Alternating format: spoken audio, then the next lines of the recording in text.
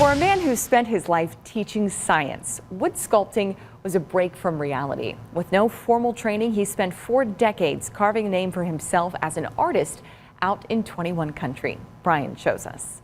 I'm a mallet and gouge carver. Most of my tools are over 100 years old, and it's the same process that was used even by the people who were carving on the pyramids.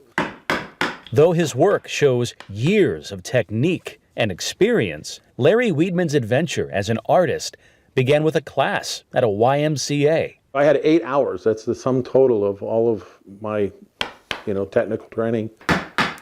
For wood carving, that is. But don't let him fool you. Education has been his life. For the most part, everybody around calls me Doc, and it's because I was a faculty for about 30 years at the University of St. Francis, where I was a marine biologist and paleontologist. I'm not so sure how much talent I have for art or whether I'm a good craftsman, but we'll let other people debate that.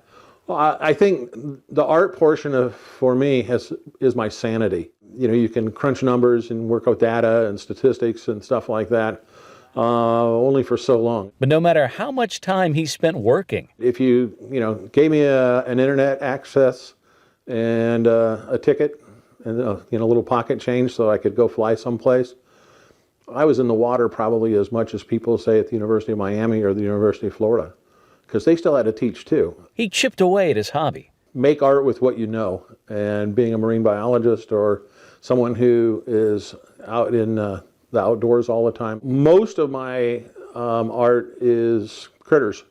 I can carve anything I want, any way I want, but I like my folk art, and I like my whimsy, and I like things that look like they're emoting. And within the past few years, Doc here has begun to share his work with the world.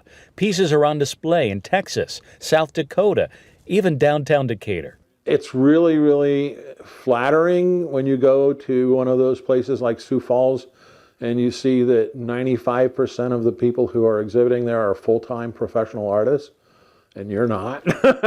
And yet they treat you, with the respect. He practices, even in retirement, hoping those who see his subtraction art are left with one feeling. I want them to smile. I have things all around here that are kind of goofy. I want them to come in and enjoy. And if they smile when they leave, I won.